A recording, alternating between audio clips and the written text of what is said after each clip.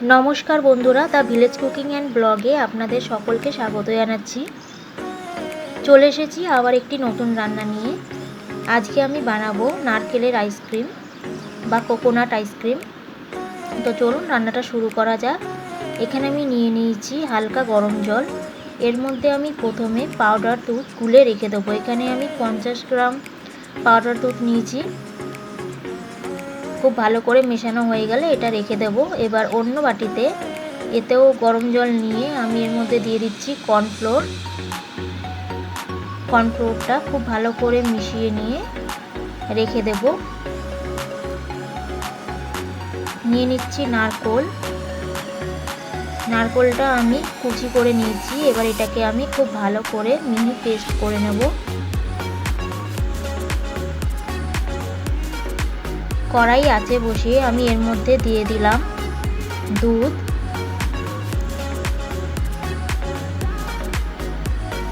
দুধটা যখন গরম হয়ে যাবে আমি এর মধ্যে আগে থেকে তৈরি করে রাখা নারকেল পেস্ট দিয়ে দেব।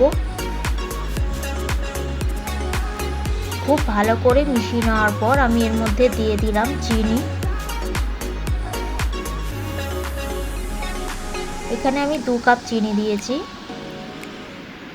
চিনি দেওয়ার পর খুব ভালো করে মিশিয়ে নিতে হবে। দিয়ে দিচ্ছি মিল্ক পাউডার, যেটা আমি গুলে রেখেছিলাম। বেশ কিছুক্ষণ আঁচে ফুটিয়ে নেব। এরপর আমি দিয়ে দিচ্ছি ভ্যানিলা এসেন্স। আঁচটা কিন্তু খুব আস্তে রাখতে হবে।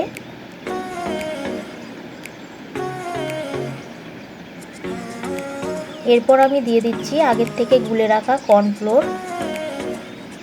কর্নফ্লোর দিয়ে সাথে সাথে এটা গ্যাস থেকে কিন্তু নামিয়ে নিতে হবে। বেশ ভালো করে মিশিয়ে নেওয়ার পর আমি এরপর একটা কন্টেনার নিয়ে নিয়েছি।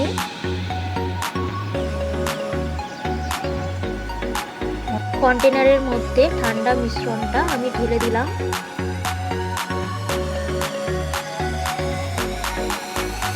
পুরো মিশ্রণটা ঢেলে নেওয়ার পর এবার আমি এটাকে খুব ভালোভাবে ঢাকনা চাপা দিয়ে ডিপ ফ্রিজে রেখে দেবো 8 ঘন্টার জন্য।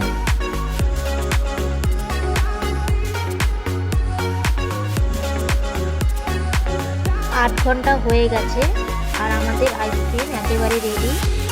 তো বন্ধুরা, কেমন লাগলো আমার এই আইসক্রিমের রেসিপিটা অবশ্যই আমাকে লাইক, কমেন্ট এবং শেয়ার করে জানাবেন এবং আমার চ্যানেলটিকে সাবস্ক্রাইব করতে ভুলবেন না। ভিডিওটি দেখার জন্য অনেক অনেক